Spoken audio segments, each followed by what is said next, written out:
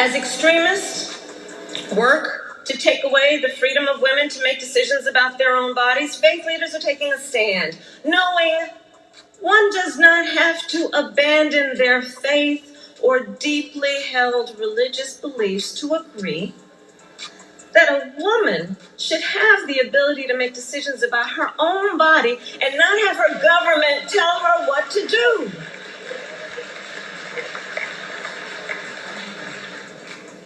And she will choose in consultation with her pastor or her priest or her doctor and her loved ones. But the government should not be making that decision. In this moment, let us heed the words of 1 Corinthians. Be on your guard. Stand firm in the faith. Be courageous. Be strong. And do everything in love. Kamala Harris has been using this tactic to win over faith leaders, win over black pastors for the past 4 or 5 years when it comes to this issue of abortion, when it comes to the issue of unaliving children in the womb.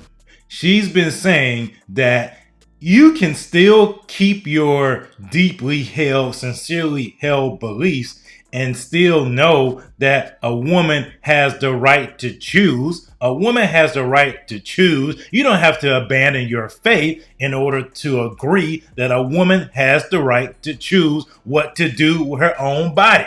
She's been using that argument over and over and over again on the campaign trail.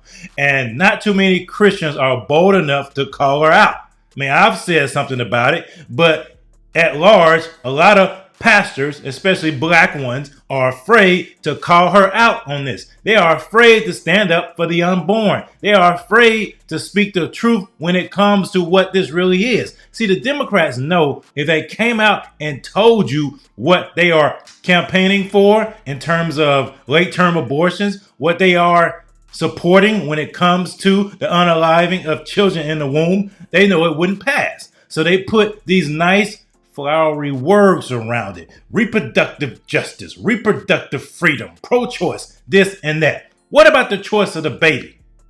Because it's that baby's body that's being affected. It's the baby's body.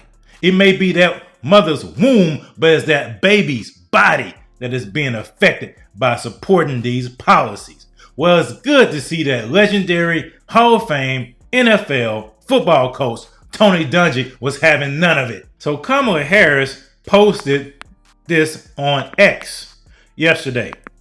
One does not have to abandon their faith or deeply held beliefs to agree. The government, and certainly Donald Trump, should not be telling a woman what to do with her body. That's a straight up lie. Nobody's telling a woman what to do with her body. The woman has the... Boy, this whole abortion deal is such a psyop. It is so deceptive. Because they're trying to paint the picture that conservatives are trying to tell women what to do with their body. Nobody's trying to tell women what to do with their bodies. And the reversal of Roe v. Wade, all it did was move it back to the states where people have always wanted it to be. Closest to the people so the people can decide what to do in terms of this important issue. But see, the Democrats want to codify Roe v. Wade into national federal law. They want to federalize the ability for a woman to unalive her child. That's what the Democrats want to do.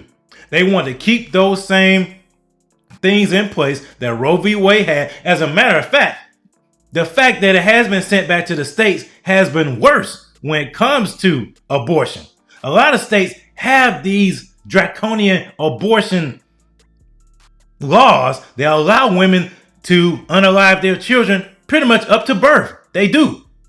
They have these states that have these draconian laws in place.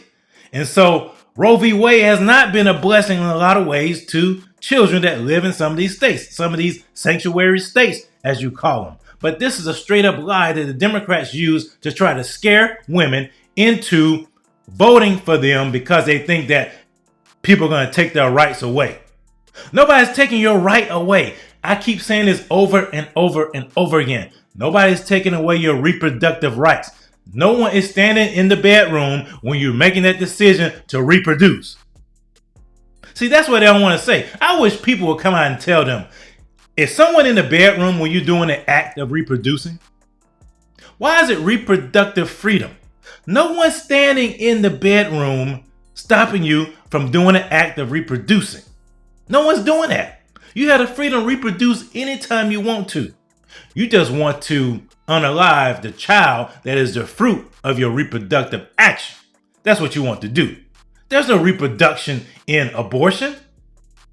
There is no reproduction in abortion. People are afraid to say that. I'll say it. There is no reproduction in abortion.